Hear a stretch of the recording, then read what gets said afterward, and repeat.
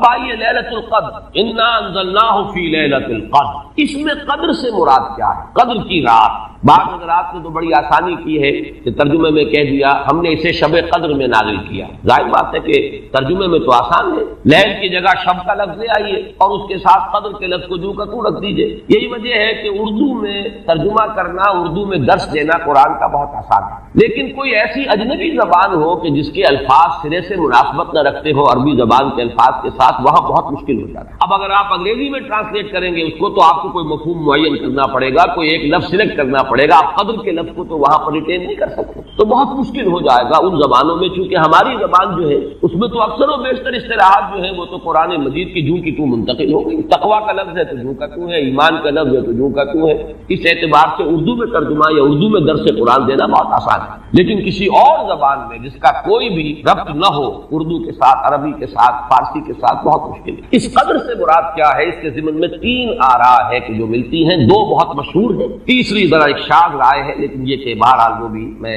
چاہتا ہوں کہ آپ کے علم میں آ جائے۔ قدر سے مراد ایک تو یہ ہے کہ یہ تقدیر الامور،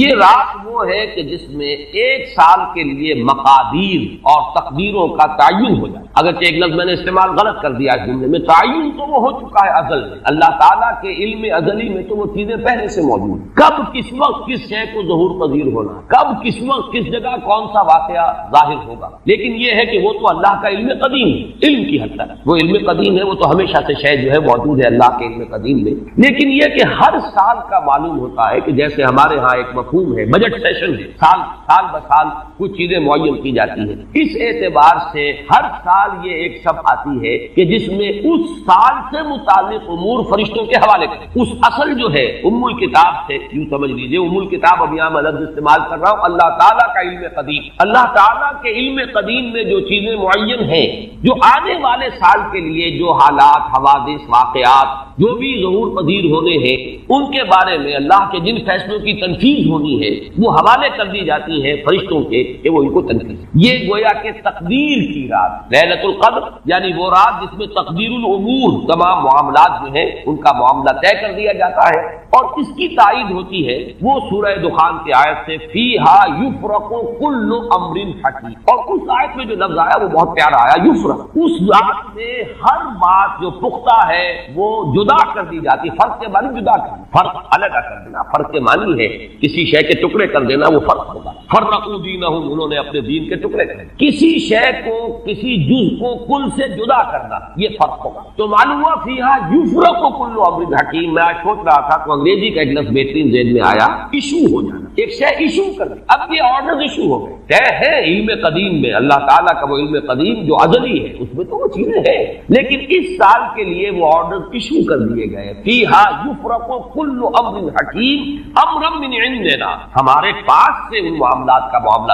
جو ہے فیصلہ ہوتا ہے، کوئی اور طاقت نہیں ہے فیصلہ کرنے والی، وہ فیصلے ہمارے ہی ہیں، ہمارے ہی پاس سے وہ فیصلے جو ہے صادر ہوتے ہیں۔ لیکن یہ کہ اس شب میں لیلہ مبارکہ اسے کہا گیا، انا انزلناہ فی لیلۃ مبارکۃ انا کنا منذرین فیہا یفرق کل امر حکیم امرا من عندنا انا کنا مرسلین، وہ ہمارے پاس سے وہ فیصلے جو ہے وہ صادر ہو کر اور حوالے کر دیے جاتے ہیں، گویا کہ آپ جیسے کہتے ہیں آرڈر ایشو ہو گئے، آپ کے تبادلے کے یا آپ کی ترقی کا جو حکم ہے ایشو ہو گیا۔ تو یہ گویا کہ یہ 1 سال کا معاملہ، اور اس کے ساتھ ہی نوٹ کر لیجئے قرآن حکیم میں معلوم ہوتا ہے کہ اللہ تعالیٰ کے ہاں سے یہ فیصلے جو ہیں قضاء و قدر کے اور جو بھی اللہ کے احکام ہیں ان کی تنفیذ، تدبیر امر، اس کے لیے بھی کئی لیولز معین ہیں۔ چنانچہ سورہ سجدہ میں جو فرمایا گیا ہے وہ تو یہ ہے کہ 1000 سال کا معاملہ طے ہو جاتا ہے، یدبر الامر من السماء الى الارض ثم يعرج الیہ فی یوم کان مقدارہ 1000 سنۃ مما تعدون، تمہاری تعداد اور تمہاری گنتی اور تمہارے حساب اور تمہاری تقویم سے جو 1000 سال بنتے ہیں،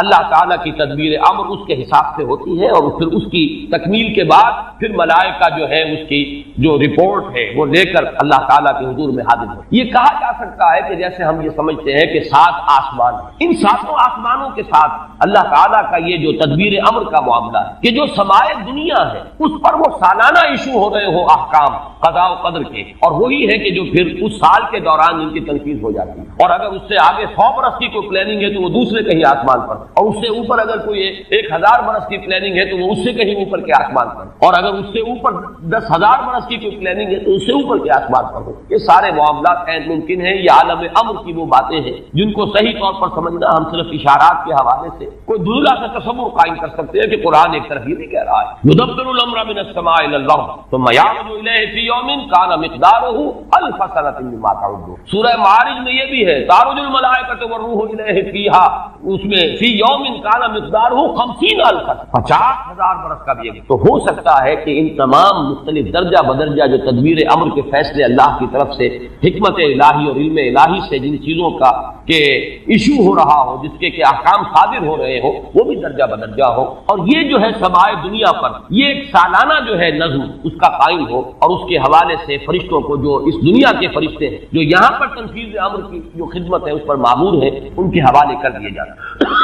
تو ایک رائے تو میں نے عرض کی کہ قدر سے مراد تقدیر، کہ یہ رات جو ہے تقدیر الامور کی رات ہے، تمام جو امور ہیں ان کے مقادیر، ان کی تعیین، ان کے بارے میں اللہ تعالیٰ کے احکام جو ہے ان کا ایشو ہو جاتا ہے۔ ایک رائے یہ ہے کہ یہ قدر سے مراد ہے قدر و منزلت، اونچا رتبہ، علو شان، منزلہ اور شرف۔ اب اس کی تعین ہوتی ہے، معلوم ایسا ہوتا ہے کہ یہ دونوں باتیں تو بیک وقت جو ہے مراد ہے، اسی لیے میں نے کہا یہ دونوں اقوال بہت مشہور بھی ہیں، اور میرے نزدیک یہ دونوں ہی اس میں یہ ذو معنیین لفظ کے طور پر یہاں استعمال ہوا، یہ دونوں ہی مراد ہیں۔ یہ رات خود اپنی جگہ پر بھی بجائے خود، جسے ہم کہتے ہیں بجائے خود بھی بہت قدر و منزلت کی رات ہے، اور اس شب میں 1 سال کے معاملات جو ہیں وہ فرشتوں کے حوالے کر دیے جاتے ہیں۔ اس اعتبار سے اس کو کہا گیا لیلہ مبارکہ، انا انزلناہ فی لیلۃ مبارکہ، یہ خود مبارک ہے، اس کے اندر برکتیں ہیں، اس کے اندر عظمت ہے، اس کی اپنی شان بلند ہے، علو مرتبت کی حامل ہے یہ رات۔ یہ دو مفہوم جو ہے جب کہ میں نے جیسا کہ عرض کیا یہ تو بہت کثرت کے ساتھ ہے اور یہی زیادہ مشہور بھی ہے، بلکہ ان کے ضمن میں دوسری بات کے ضمن میں ایک نقطہ ترازی کے درجے کی بات ہے، لیکن بات چونکہ حسین ہے وہ میں آپ کو سنا رہا ہوں۔ ابو بکر وراق ہیں جنہوں نے اس میں نقطہ پیدا کیا ہے کہ یہ لیلہ قدر اس لیے ہے لأنہ نزل فیہا کتاب ذو قدر علی لسان ملک ذی قدر علی امت لہا قدر۔ یہ تین انہوں نے قدر جمع کیے ہیں کہ یہ اس لیے اس کو لیلۃ القدر کہا گیا کہ ایک طرف تو یہ کہ اس میں وہ کتاب نازل ہوئی جو بڑی قدر و منزلت والی کتاب ہے، ثانیاً وہ اس فرشتے کی زبانی نازل ہوئی کہ جو بہت قدر و منزلت کا ذی قوت عند ذی العرش مکین مطاع ثم امین، پھر اس امت کے لیے اس کی تنزیل ہو رہی ہے جس کی بڑی قدر و منزلت ہے اللہ کے ہاں۔ اور شاید اسی وجہ سے وہ کہتے ہیں جناب وراق کہ شاید اسی وجہ سے لفظ قدر جو ہے اس سورہ مبارکہ میں 3 مرتبہ آیا ہے، انا انزلناہ فی لیلۃ القدر وما ادراک ما لیلۃ القدر لیلۃ القدر خیر من الف شہر۔ لیکن جیسا کہ میں نے عرض کیا ہے یہ بس ایک نقطے کے حد تک ہے، دلچسپ نقطہ ہے، میں نے اس کا تذکرہ کر دیا ہے۔ ایک تیسرا مفہوم جو شاذ ہے جو لیا گیا قدر سے کہ قدر کا ایک مفہوم ہے تنگی کا بھی، جیسے کہ سورۃ الفجر میں ہم پڑھ چکے ہیں فاما الانسان اذا ما ابتلاه ربه فاکرمه ونعمه فیقول ربی اکرمن واما اذا ما ابتلاه فقدر علیہ رزقه فیقول ربی اہانن۔ انسان کا معاملہ عجیب ہے کہ جب اس کا رب اس کا امتحان لیتا ہے، اسے آزماتا ہے نعمتیں دے کر عزت دے کر تو کہتا میرے رب نے مجھے عزت دے دی، اور جب اس کا رب اس کو آزماتا ہے اس پر رزق کو تنگ کر کے تو وہ کہتا میرے رب نے مجھے ذلیل کر دیا۔ تو یہاں پر جو تنگی کا مفہوم ہے قدر میں، تو ایک مفہوم یہ لیا گیا ہے کہ یہ لیلۃ القدر لیلۃ الضیق ہے، اور یہ اس لیے کہ اس زمین پر اتنی کثرت سے اتنی کثیر تعداد میں فرشتے نازل ہوتے ہیں کہ تنگی پیدا ہو جاتی ہے۔ اب ظاہر بات ہے کہ یہ اس عالم ارواح کے ساتھ مناسبت رکھنے والے لوگ جن کی اپنی روحیں جو ہیں وہ اس درجے لطیف ہو کہ کچھ مناسبت ان کو پیدا ہو گئی ہو، صرف ان کا ایک ادراک ہو سکتا ہے، باقی یہ کہ جہاں تک لفظ کا تعلق ہے اس میں اس کی گنجائش موجود۔ تو لیلۃ القدر کے 3 مفہوم ہوئے جن میں سے 2 جو ہے پہلے وہ تو باہم جمع بھی ہو سکتے ہیں، ذو معنیین لفظ کی حیثیت سے اس کا استعمال ہو سکتا ہے۔ اس میں تمام مقادیر اور تمام تقدیروں کا گویا کہ اللہ تعالیٰ کی طرف سے صدور ہو جاتا ہے، ایشو ہو جاتے ہیں تمام احکام آئندہ سال کے۔ دوسرے یہ کہ یہ خود اپنی جگہ پر بڑی مبارک اور بڑی قدر و منزلت والی رات ہے۔ تیسری بات وہ ہے جو میں نے عرض کیا، ایک شاذ کی رائے ہے کہ اس میں فرشتوں کا نزول اس کثرت سے ہوتا ہے کہ زمین کے اندر اس کی وجہ سے جب جگہ کی تنگی ہو جاتی ہے، واللہ اعلم۔ اب اس کے بعد فرمایا وما ادراک ما لیلۃ القدر، یہ ما ادراک اور ما یدریک، اس کے بارے میں بعض حضرات کی ایک رائے ہے تو شاید اس سے پہلے اتنی وضاحت سے میں نے کبھی بیان نہ کی ہو، آج اس کو نوٹ کر لیجیے۔ عموماً تو مفسرین دونوں کا مفہوم ایک ہی لیتے، یعنی آپ کو کیا معلوم، آپ کو کس نے بتایا، گویا کہ نفی ہے کہ آپ کا اندازہ نہیں ہو سکتا کہ وہ کیا شے ہے، وہ لیلۃ القدر کی عظمت کیا ہے۔ لیکن بعض حضرات نے یہ فرق کیا ہے کہ جب یہ فعل ماضی میں آتا ہے وما ادراک، اس میں مراد یہ کہ آپ کو خوب معلوم ہے، کیا ہی معلوم ہے آپ کو کہ اس کی قدر و قیمت کیا ہے، یعنی اس میں گویا کہ نبی اکرم صلی اللہ علیہ وسلم کے لیے نفی نہیں بلکہ اس بات، القارعہ وما ادراک ما القارعہ، القارعہ ما القارعہ وما ادراک ما القارعہ، گویا کہ اس بات ہوتا ہے کہ آپ کو خوب معلوم ہے کہ قارعہ کیا ہے۔ لیکن یہ کہ جہاں ما یدریک آتا ہے وما یدریک لعلہ یزکا اور یذکر فتنفع الذکر، جہاں فعل مضارع آئے گا وہاں در حقیقت وہ مفہوم ہوگا کہ یہ بات حضور صلی اللہ علیہ وسلم کے علم میں نہیں، آپ کو کیا معلوم، ہو سکتا ہے کہ وہ نصیحت اخذ کرتا، اس کو تزکیہ حاصل کر لیتا، تو اس کے اندر تو نفی ہو سکتی ہے کہ اس وقت آپ کے علم میں وہ بات نہیں۔ لیکن یہ بھی ایک تو یہ کہ ایک علمی نکتہ ہے اور اس میں ذرا باریک قسم کی نحوی بحث ہے، میں خود اپنا مقام یہ نہیں سمجھتا کہ اس قسم کی باریک نحوی بحثوں میں کوئی حتمی رائے قائم کرے۔ دوسرے یہ کہ اس سے ہماری حد تک کوئی فرق واقع نہیں ہوتا، فرق اگر واقع ہوتا ہے تو محمد الرسول اللہ صلی اللہ علیہ وسلم کے بارے میں واقع ہوتا ہے کہ اگر وما ادراک آیا ہے تو گویا کہ اس بات ہے کہ حضور کے علم میں وہ بات ہے، اور وما یدریک ہے تو گویا کہ اس میں نفی ہے کہ وہ بات حضور کے علم میں نہیں۔ لیکن ہمارے لیے تو دونوں حالتوں میں نفی ہی نفی ہے، ہمیں کیا معلوم قارعہ کی اصل حقیقت ہمیں کیا اندازہ ہو سکتا ہے، لیلۃ القدر کی اصل عظمت کا ہمیں کیا اندازہ ہوتا ہے، قرآن کی عظمت و فضیلت کا ہمیں کیا اندازہ ہو سکتا ہے۔ ہمارے اعتبار سے وہ بحث جو ہے وہ محض ایک اکیڈمک اور ایک علمی بحث بن کر رہ جاتی ہے، اس کا کوئی فرق واقع نہیں ہوتا۔ اب اس کے بعد سوال پیدا ہوتا ہے کہ یہ رات جو ہے مخفی کیوں رکھی گئی، تعین کے ساتھ کچھ معلوم نہیں، یہ رات کون سی رات ہے، اس کا جواب تو میں بعد میں دوں گا کہ اس میں جو آراء ہے مختلف، لیکن یہ کہ اس کو کیوں مخفی رکھا گیا، اس پر کچھ پیاری باتیں ہیں جو مفسرین نے کہی ہیں۔ پہلی بات تو یہ کہ جتنی عظیم چیزیں ہیں ان سب کو مخفی رکھا گیا۔ قیامت کب آئے گی؟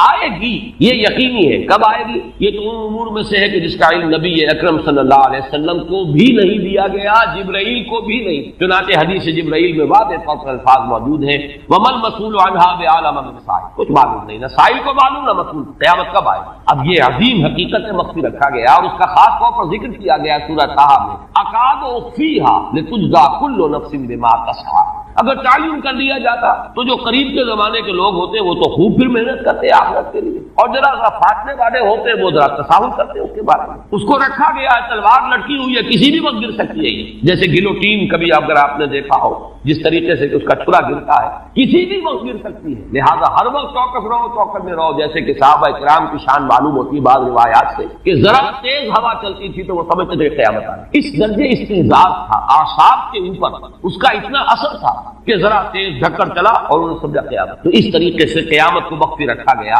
اکاد اخفیھا لتجزی کل نفس بما تسعی۔ نہ آج سے 100 برس پہلے والوں کو معلوم تھا کہ قیامت کب آئے گی، نہ آج والوں کو معلوم ہے، نہ اگر ابھی دنیا کی عمر ہے ابھی 100 برس اور تو قیامت سے ایک دن پہلے بھی شاید یقینی طور پر معلوم نہ ہو سکے کہ کل قیامت آ رہی ہے، تاکہ ہر وقت جو ہے امتحان اتنا ہی شدید رہے، اتنا ہی کڑا امتحان رہے ہر ایک کے لیے، لتجزی کل نفس بما تجزی بما تسعی، تاکہ ہر ذی نفس کو بدلہ ملے اس کی سعی کے مطابق۔ اسی طریقے سے موت کا وقت معلوم نہیں، وما تدری نفس بأی ارض تموت، کہاں موت آئے گی، کہاں موت آئے گی، کب موت آئے گی، کچھ معلوم نہیں۔ اسی طرح نوٹ کیجئے صلاۃ وسطیٰ، حافظوا علی الصلوات والصلاۃ الوسطیٰ، معین نہیں، اس کے لیے آراء اگرچہ ہے، اکثر آراء جمع ہو گئی ہے صلاۃ العصر کے بارے میں، لیکن تعین سے حتمی طور پر نہیں کہہ سکتے۔ یہ رائے بھی ہے کہ کوئی بھی معین نہیں، تمام نمازیں جو ہے وہ صلاۃ وسطیٰ کے حکم میں۔ بہترین نماز، کوشش کرو کہ پوری محافظت کرو، صرف نماز کی نہیں، بہترین نماز، ہر نماز تمہاری بہترین نماز ہونی، ہر روز روز عید ہو، ہر شب شب برات،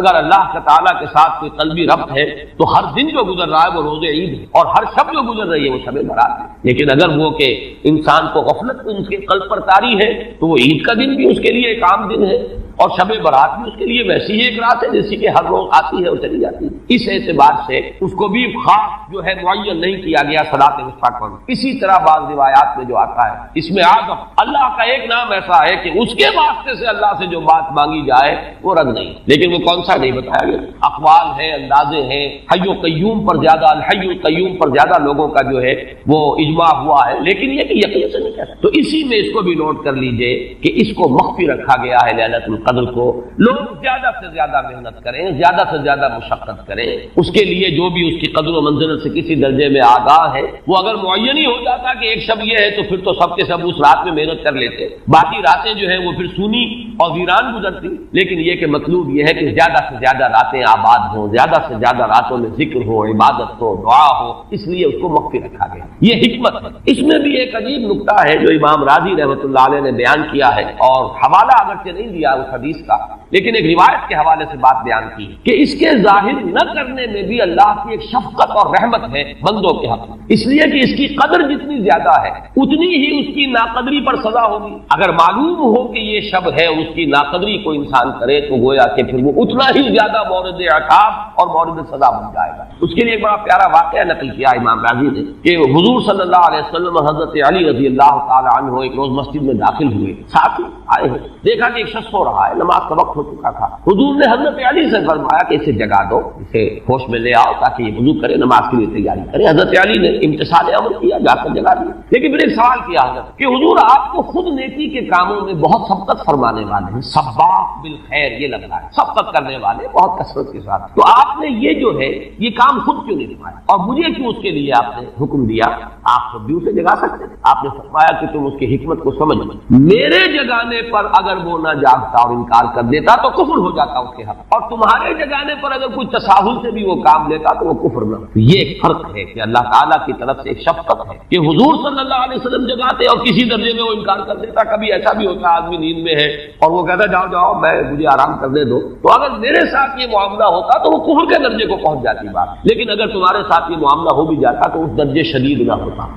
تو گویا کہ حضور نے اس شخص پر شفقت کے اعتبار سے یہ شکل اختیار کی کہ خود نہیں جگایا بلکہ یہ کہ حضرت علی رضی اللہ تعالیٰ عنہ کو حکم دیا کہ اسے جگا دو. تو یہ نقطہ کہ لیلۃ القدر کے اخفاء میں یہ بات بھی ہے کہ اگر اس کو عیاں کر دیا جاتا, معین کر دیا جاتا, تو پھر جو لوگ اس سے غافل رہتے پھر وہ بہت سخت ناقدری کا ارتکاب کرتے اور بڑی سزا کے مستحق. اب آپ چھٹی بحث ہے کہ وہ رات کون سی. اگرچہ ایک رائے شاذ یہ بھی ہے کہ وہ رمضان سے باہر کی رات بھی ہو سکتا, لازم نہیں ہے کہ رمضان ہی کی کوئی شب. اس میں چونکہ بعض حضرات نے ایک روایت کی وجہ سے یہ جسے ہم شب برات کہتے ہیں, لیلۃ البرات, یہ شعبان کی 15ویں شب, درمیانی شب, اور اس کے بارے میں ایک روایت موجود ہے حضرت عائشہ صدیقہ رضی اللہ تعالی عنہا کی کہ رات کے وقت ان کی آنکھ کھلی اور وہ باری آپ ہی کے پاس شب باسی کی تھی, حضور کی, تو حضور موجود نہیں, تو تشویش ہوئی کہاں گئے. تو جب تلاش کی گئی تو معلوم ہوا کہ حضور جنت البقیع قبرستان میں پہنچے ہوئے ہیں اور وہاں آپ ان کے لیے جو بھی وہاں دفن ہے ان کے لیے استغفار فرما رہے. جب پوچھا گیا معاملہ کیا, تو آپ نے فرمایا یہ بڑی عظیم رات ہے اور اس رات میں فوت ہونے والوں کا فیصلہ ہو جاتا ہے, پیدا ہونے والوں کا فیصلہ ہو جاتا ہے. تو اب وہ بھی ایک لیلہ مبارکہ, اسی وجہ سے بعض لوگوں نے وہ جو سورہ دخان کی ابتدائی آیات ہے انا انزلناہ فی لیلۃ مبارکہ, اس کو محمول کیا ہے اسی رات پر کہ جو جس کو ہم شب برات کہتے ہیں اپنی عام اصطلاح میں. لیلۃ البرات اسے عربی میں کہا جاتا ہے. برات کے معنی کسی کا چھٹکارا پا لینا. یہ شب برات جو ہے وہ برات شادی والی برات نہیں ہے, بلکہ یہ برات کا لفظ ہے عربی زبان کا, جو ہمارے ہاں وہ غلط العام میں برات شب برات بن گیا ہے. برات من اللہ ورسولہ, جو سورہ برات کا پہلا لفظ کہ چھٹکارا پانا, کہ وہ رات بھی ایسی ہے کہ اس میں انسان استغفار کرے اور اللہ تعالیٰ سے اپنے گناہوں کی معافی مانگے تو اپنے آپ کو جہنم سے چھٹکارا دلا سکتا ہے, وہ شب برات. اس اعتبار سے کچھ لوگوں نے گمان کیا کہ شاید لیلۃ القدر اور لیلہ مبارکہ اس حدیث کی روح سے وہی شب ہے. وہ ظاہر بات ہے کہ خارج از رمضان مبارک, اور یہ کہ اس کے علاوہ بھی بعض آراء ہیں, لیکن یہ آراء جو ہے شاذ کے در. میں یہ کہہ سکتا ہوں کہ تقریباً اجماع ہے اس پر کہ یہ رات رمضان مبارک ہی کی ایک رات. اس کی دلیل ایک تو یہ کہ القرآن یفسر بعضہ بعضا کے اصول کے مطابق قرآن مجید کے اندر سورہ بقرہ میں واضح کر دیا گیا شہر رمضان الذی انزل فیہ القرآن, رمضان مبارک کا مہینہ وہ ہے کہ جس میں قرآن نازل کیا گیا, اور یہاں فرمایا انا انزلناہ فی لیلۃ القدر, ہم نے اس کو اتارا ہے لیلۃ القدر. ان دونوں کو جوڑیے تو اس کا ایک لا محالہ جو ایک انیویٹیبل رزلٹ نکلتا ہے وہ یہی ہے کہ یہ لیلۃ القدر رمضان مبارک میں۔ دوسری اس کی تائید ہوتی ہے وہ مشہور حدیث جس کو الحمدللہ کہ ہم نے بہت عام کیا ہے، رمضان مبارک کی آمد سے قبل کوشش ہوتی ہے ہر سال جو ہے اس کی یاد دہانی کرا دی جائے۔ ایک طویل خطبہ جو حضور نے دیا تھا، خطبنا رسول اللہ صلی اللہ علیہ وسلم فی آخر یوم من شعبان، یہ حضرت سلمان فارسی رضی اللہ تعالیٰ عنہ سے مروی ہے کہ حضور نے شعبان کے آخری دن ہمیں خطبہ ارشاد فرمایا، یا ایھا الناس قد اظلکم شہر عظیم شہر مبارک شہر فیہ لیلۃ خیر من الف شہر، لوگوں آگاہ ہو جاؤ، تم پر ایک بہت مبارک مہینے نے، بڑی عظمت والے مہینے نے سایہ کر دیا ہے، سایہ فگن ہو گیا ہے تم پر ایک مہینہ جو بڑی عظمت والا ہے، شہر عظیم جو بڑی برکت والا ہے، شہر مبارک۔ اور تیسرا جملہ اس میں یہی ہے، شہر فیہ لیلۃ خیر من الف شہر، وہ مہینہ کہ جس میں ایک رات وہ بھی ہے کہ جو 1000 مہینوں سے افضل۔ ان دونوں چیزوں کے حوالے سے تقریباً دلائل بھی موجود ہے، اور ویسے یہ کہ جیسا کہ میں عرض کر چکا ہوں اجماع ہے کہ یہ رمضان مبارک ہی کی ایک شب، لیکن رمضان مبارک کی کون سی شب ہے اس پر بعض مفسرین نے تو لکھا ہے کہ 40 قول، چنانچہ صاحب تفسیر مظہری قاضی سلام اللہ پانی پتی نے، میں نے وہ تفصیل تو نہیں پڑھی کہ 40 قول، لیکن امام راضی نے جو 9 قول نقل کیے ہیں وہ میں تیزی کے ساتھ آپ کو سنا دیتا ہوں۔ ابن رزین رحمہ اللہ کا قول یہ ہے کہ رمضان کی پہلی شب ہے۔ حضرت حسن بصری رحمۃ اللہ علیہ، یہ ہے تابعین میں سے، اس لیے میں رضی اللہ عنہ نہیں کہہ رہا، رحمۃ اللہ علیہ، حضرت حسن بصری رحمۃ اللہ علیہ کی رائے ہے کہ یہ 17ویں شب ہے، یعنی وہ شب کہ پھر جس کے اگلے دن جو ہے وہ غزوہ بدر ہوا ہے، یوم الفرقان۔ حضرت انس رضی اللہ تعالیٰ عنہ مرفوعاً روایت کرتے ہیں کہ یہ 19ویں شب ہے۔ محمد بن اسحاق جو بہت بڑے سیرت نگار ہیں حضور کے، ان کا قول ہے کہ یہ 21ویں شب ہے۔ حضرت عبداللہ ابن عباس رضی اللہ تعالیٰ عنہما سے قول جو ہے مروی ہے کہ یہ 23ویں شب ہے۔ حضرت عبداللہ ابن مسعود رضی اللہ تعالیٰ عنہ سے مروی ہے کہ یہ 24ویں شب، اور اس کو میں ذرا اہمیت دیتا ہوں اس لیے کہ 24ویں شب جو ہے سورہ علق کی ابتدائی آیات کے نزول کے ضمن میں کچھ حساب کتاب کے جوڑنے سے 24ویں اور 25ویں شب کا بھی معاملہ جڑتا ہے، جو کہ میں نے آپ کو سورہ علق کے درس کے دوران بتایا تھا۔ اس کے بعد حضرت ابو ذر غفاری رضی اللہ تعالیٰ عنہ کا قول ہے کہ یہ 25ویں شب ہے۔ اس کے بعد حضرت ابی ابن کعب رضی اللہ تعالیٰ عنہ کا قول ہے، یہ وہ ہے جن کو کہ حضور نے خود فرمایا کہ اقرأہم ابی ابن کعب، قرآن مجید کے سب سے بڑے قاری حضرت ابی ابن کعب ہے رضی اللہ تعالیٰ عنہ، اور ان کے بھی سینے پر آپ نے تھپکی دی تھی۔ ایک سوال کیا آپ نے کہ سب سے عظیم سورت کون سی ہے، اور جب انہوں نے صحیح جواب دے دیا سورہ فاتحہ، تو پھر یہ کہ اس پر حضور نے تھپکی دی کہ تمہیں اللہ تعالیٰ نے بہت صحیح مناسبت عطا کی ہے علم کے۔ ان کی اور صحابہ میں سے بہت سے لوگوں کی رائے، یہاں تک کہ یہ کہا جا سکتا ہے کہ بقیہ اقوال جو ہے وہ شاذ کے درجے میں ہے، اور یہ گویا کہ اگر اجماع نہ کہا جائے تو بہت حد تک اتفاق کے درجے میں ہے کہ یہ 27ویں شب، اور اس 27ویں شب کے ضمن میں حضرت عبداللہ ابن عباس سے ایک روایت میں پہلے آپ کو بتا چکا ہوں کہ 23ویں شب، لیکن 27ویں شب کے ضمن میں جو مختلف روایات حضرت عبداللہ ابن عباس رضی اللہ تعالیٰ عنہما سے مروی ہے ان میں بھی کچھ لطیف نکات ہیں، وہ میں بعد میں بیان کروں گا۔ اس کے بعد ایک شاذ قول اور بھی ہے کہ یہ 29ویں شب ہے، تو یہ گویا کہ 9 ہے اقوال، جن میں سے بعض جلیل القدر صحابہ کے ہیں، عبداللہ ابن مسعود، ابو ذر غفاری، ابن عباس، ابی ابن کعب، لیکن یہ ہے کہ سب سے زیادہ جو اتفاق اگر اجماع نہ کہا جائے تو 27ویں شب پر۔ اس 27ویں شب کے بارے میں حضرت عبداللہ ابن عباس نے 3 نقطے بیان کیے۔ ایک نقطہ تو یہ ہے کہ یہ پوری سورہ مبارکہ جو ہے سورۃ القدر، اس میں 30 الفاظ ہیں، اور ان 30 الفاظ میں سے 27واں لفظ ہے ہی حتی مطلع الفجر، یہ 27واں ہے۔ اس کے اعتبار سے گویا کہ انہوں نے ایک ربط قائم کیا ہے کہ یہ 27ویں شب ہے۔ ایک ہی بات انہوں نے یہ کہی ہے کہ اللہ تعالیٰ کو وطر محبوب ہے، اللہ وطر و یحب الوطر، اللہ خود بھی اکیلا ہے اور وطر کو پسند کرتا ہے۔ پھر یہ کہ وطر جو ہے اب رمضان مبارک کے اندر اگر وہ وطر شمار کیے جائیں گے تو 14-15 وطر بن جائیں گے، لیکن اس میں چونکہ آخری عشرے کے بارے میں بہت سی روایات جو ہیں ان کا تقریباً اجماع ہو جاتا ہے کہ آخری عشرے میں، تو آخری عشرے میں بھی 5 وطر آئیں گے، 21ویں، 23ویں، 25ویں، 27ویں، 29ویں، لیکن حضرت عبداللہ ابن عباس کہتے ہیں کہ 7 کا ہندسہ اللہ تعالیٰ کو بہت پسند ہے، اور بہت سی چیزیں جو ہے عالم تکوینی میں بھی اور عالم تشریعی میں بھی بہت سی چیزیں وہ ہیں کہ جو 7 کے ہندسے کے ساتھ وابستہ ہیں۔ 7 آسمان ہیں، 7 زمینیں ہیں، ہفتے کے 7 دن ہیں، طواف کے 7 شوط ہیں، سعی بین صفا والمروہ وہ بھی 7 مرتبہ ہے، ادھر سے ادھر، ادھر سے ادھر 7، اسی طریقے سے سجدے کے اعضاء بھی 7 ہیں، تو اس سے انہوں نے پہلے وطر اور وطر کے بعد 7 کا حصہ، رمضان کے آخری عشرے کی وطر راتیں اور ان میں 7ویں رات یعنی 27ویں شب وہ اپنے اس حساب کتاب سے بھی، اور جب انہوں نے یہ بات بیان کی تو حضرت عمر رضی اللہ تعالی عنہ نے ان کی تحسین کی۔ آخری بات اور بھی کہی گئی ہے کہ لیلۃ القدر جو ہے اس کے اندر حروف جو اگر شمار کیا جائے تو 9 بنتے ہیں، اور یہ لیلۃ القدر اس سورہ مبارکہ میں 3 مرتبہ آیا ہے۔ انا انزلناہ فی لیلۃ القدر وما ادراک ما لیلۃ القدر لیلۃ القدر خیر من الف شہر، اس اعتبار سے بھی 3 کو ضرب دی جائے 9 سے تو وہ بھی 27 کا۔ بہرحال یہ میں نے جیسا کہ عرض کیا تھا کہ ان کا کوئی تعلق نہ صرف سے ہے نہ نحو سے ہے نہ روایات سے، لیکن بہرحال حضرت عبداللہ ابن عباس کا ایک ذوق ہے، اس کو آپ ذوقی باتیں بھی کہہ سکتے ہیں، لیکن یہ کہ حضرت عبداللہ ابن عباس کی ذوقی بات ہے لہذا اس کا کم سے کم تذکرہ ہو جانا چاہیے۔ ایک بحث یہ ہے کہ اہیا باقیۃ الاملا، کیا یہ رات جو اس کی عظمت تھی یہ باقی ہے یا صرف وہی رات جو تھی جس میں کہ قرآن مجید نازل کیا گیا وہی عظمت کی حامل؟ انا انزلناہ فی لیلۃ القدر، یا یہ کہ اب بھی ہر سال یہ رات آ رہی ہے تو اسی عظمت کی حامل ہے،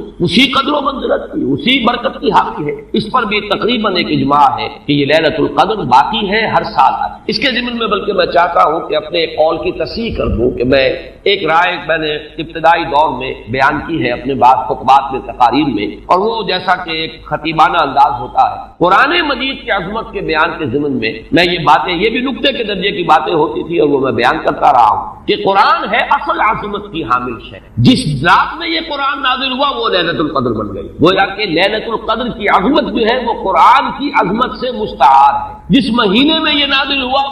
وہ مذہب جو ہے وہ مہینہ جو ہے مبارک ہو گیا، شہر المبارک، اور وہ مہینہ جو ہے وہ روزے کی عظیم عبادت کے لیے مختص کر دیا گیا۔ اسی طریقے سے جو دن اس کی تعلیم کے لیے خاص کیا گیا، جو جمعے کا دن جو ہے وہ در حقیقت تعلیم قرآن کے لیے، یتلو علیہم آیاتہ ویزکیہم ویعلمہم الکتاب والحکمہ، جو حضور کا عمل تھا اسی کو دوام عطا کیا گیا ہے خطبہ جمعہ کی صورت۔ وہ دن جو ہے وہ سید الایام بن گیا کہ ہفتے کے دنوں میں وہ سردار دن ہے، جمعے کا دن جو ہے وہ سردار ہے تمام دنوں۔ یہ بات اپنی جگہ پر صحیح ہے جہاں تک اصولی اعتبار سے، لیکن میں اس میں جو تصحیح کر رہا ہوں جزوی طور سے وہ یہ ہے کہ لیلۃ القدر کی عظمت جو ہے وہ خود اپنی جگہ پر ہے، فی نفسہا ہے، اپنے ہی مقام پر ہے، اپنی جگہ ہے، بجائے خود، جسے کہتے ہیں فارسی میں بجائے خود عظمت کی حامل، اور اس کی عظمت کا مقام یہ بھی ہے کہ اس میں فیہا یفرق کل امر حکیم، تمام معاملات جو ہے اللہ کے فیصلے جو ہے ان کو ایشو کر دیا جاتا ہے، وہ گویا کہ حوالے کر دیے جاتے ہیں، وہ فیصلے صادر ہو جاتے ہیں اللہ تعالیٰ کی جناب سے، تو یہ اس کی عظمت قدیم ہے۔ قرآن کا نزول اس کے ساتھ شامل کیا گیا ہے کہ اس عظیم رات کا انتخاب کیا گیا ہے قرآن کے نزول۔ یہ میں چاہتا تھا کہ اپنے ان سابقہ بیانات کے ضمن میں یہ تصحیح جو ہے میں آپ کو نوٹ کرا دوں۔ دوسرے یہ کہ آیا اس کے ساتھ اس کا دن بھی اس عظمت میں شامل ہے یا نہیں؟ اس میں بھی اکثر مفسرین کا جواب یہ ہے کہ دن شامل ہے، اس لیے کہ قرآن مجید کا حساب کتاب، عرب کی تقویم، اس میں رات بول کر بھی دن رات مراد لیتے تھے اور یوم بول کر بھی دن رات مراد لیتے تھے۔ یوم بھی 24 گھنٹے کے مجموعے کا نام ہے، اور جب رات کا تذکرہ آتا ہے تو رات بھی در حقیقت دن اور رات کے 24 گھنٹوں پر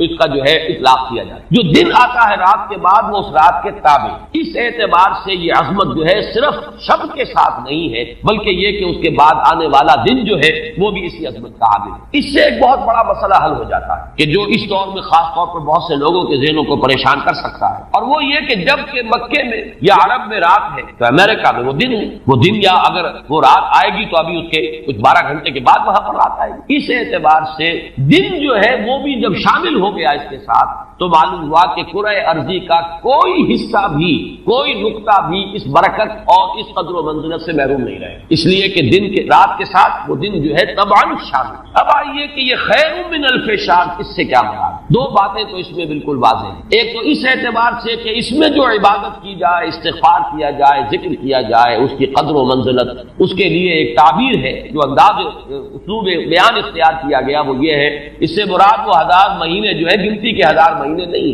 اس کو جن لوگوں نے حساب کر کے 83 برس اور کچھ مہینے نکالے ہوئے تو وہ در حقیقت یہ حساب کتاب نہیں ہوتا۔ عربی زبان میں کہیں 100 کہیں 70 کہیں 1000 یہ کثرت کی تعبیر کے لیے آتا، تو معلوم ہوا کہ بہت زیادہ اجر و ثواب ثواب ہے عبادت کا، دعا کی قبولیت کا بہت قوی امکان ہے اس شب مبارک میں، اور یہ کہ تقرب الی اللہ کے لیے انسان کوئی کوشاں ہو تو اس کی پیش رفت جو ہے اس شب میں جو ہے وہ بقیہ دنوں اور بقیہ راتوں کی نسبت سے بہت زیادہ۔ اس میں جو ایک اشکال پیدا ہوتا ہے ذہن میں کہ آخر کیا سبب ہے کہ بعض خاص جو دن ہے یا بعض خاص مہینے ہیں ان کی جو خاص جو فضیلت ہے، تو اس کو میں سمجھتا ہوں کہ بہت عمدگی سے ہمارے مفسرین نے سمجھایا ہے کہ عالم مادی میں بھی ہم یہ چیز دیکھیں کہ مناسبت ہوتی ہے۔ کوئی فصل ہے گندم کی، اب آپ اگر اس کو غلط موسم میں اگر بو دیں گے تو آپ کا بیج بھی ضائع ہو جائے گا۔ مناسبت ہے، صحیح وقت ہے اس کا، اسی میں اگر وہ فصل جو ہے وہ بوئی جائے گی تو وہ مثمر ہوگی، اس سے آپ کو فصل حاصل ہو جائے گی۔ لیکن اگر آپ نے غیر وقت میں وہی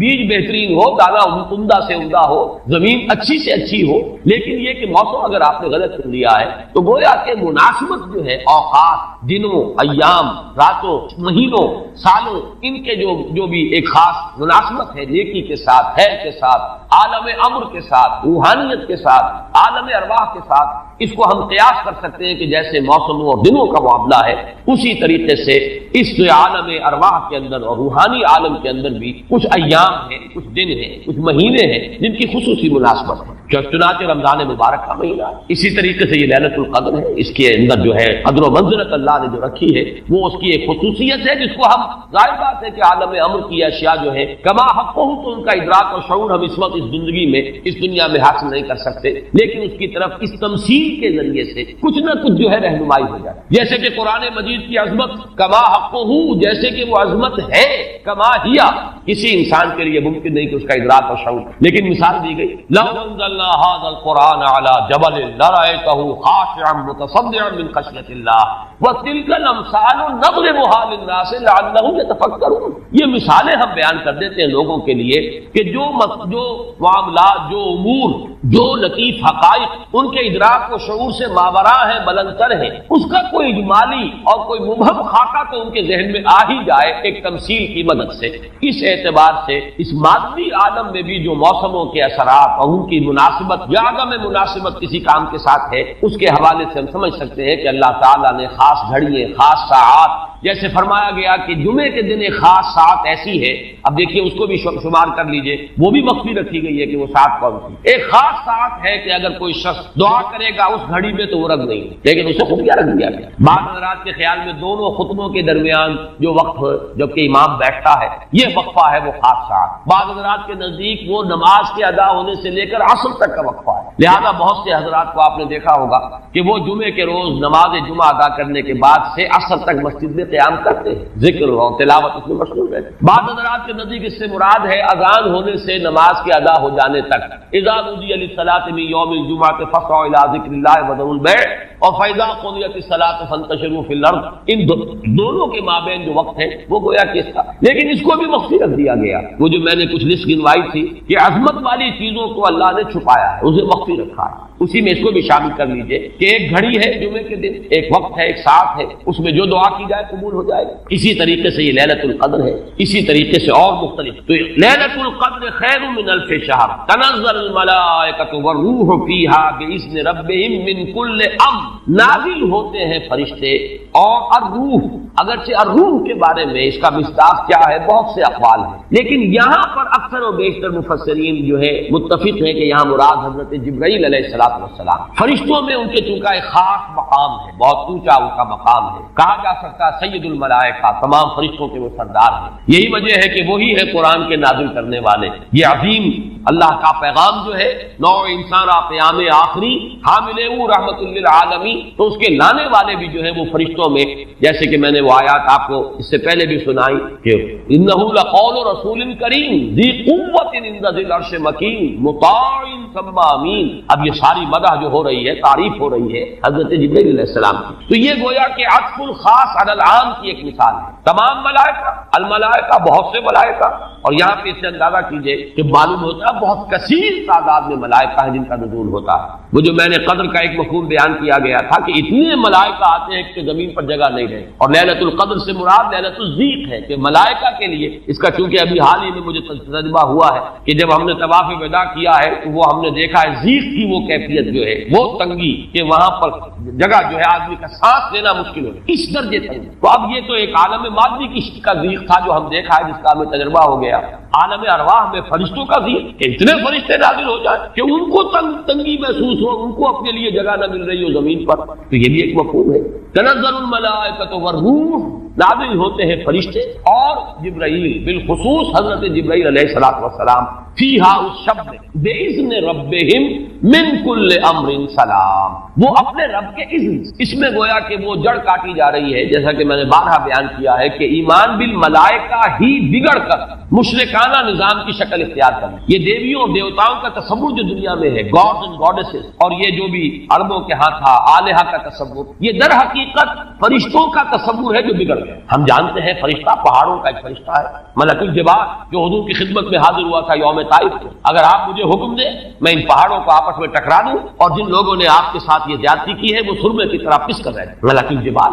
ایک فرشتہ ہے کہ جو پہاڑوں پر معمول ہے، اسی کو کہہ دیا گیا پہاڑوں کا دیوتا۔ فرق کیا ہے ملک الجبال اور پہاڑوں کا دیوتا میں؟ فرق کیا ہے؟ دیوتا کے ساتھ تصور یہ کہ اسے کچھ اختیار حاصل ہے، جبکہ فرشتوں کے بارے میں جو صراحت قرآن کرتا ہے اس کے بارے اختیار کوئی نہیں۔ یفعلون ما یؤمرون، وہ وہی کچھ کرتے ہیں جس کا انہیں حکم دیا جاتا ہے۔ لا یعصون اللہ ما امرهم ویفعلون ما یؤمرون، وہ اللہ کے کسی حکم کی نافرمانی نہیں کرتے، وہی کرتے ہیں جس کا ان کو حکم ہو۔ اور وہ آیت جو میں نے پہلے بھی آج سنائی ہے، حضرت جبرائیل نے حضور کے اس شکوے یا گلے کے جواب میں جو بھی کہا، اپنی وضاحت پیش کی، ما نتنزل الا بامر ربک، اے نبی، اے محمد صلی اللہ علیہ وسلم، آپ کا شوق اپنی جگہ، لیکن ہم نازل نہیں ہو سکتے آپ کے رب کے اذن کے بغیر، آپ کے رب کے حکم کے بغیر، ہمارا اختیار نہیں۔ اور وہ مقام اس اعتبار سے عظیم ترین مقام ہے قرآن مجید کا، ضربۃ السنام، لہو ما بین ایدینا وما خلفنا وما بین ذالک، اللہ ہی کا اختیار ہے اس پر بھی جو ہمارے سامنے ہے، اللہ کے اختیار میں ہے وہ بھی جو ہمارے پیچھے ہے،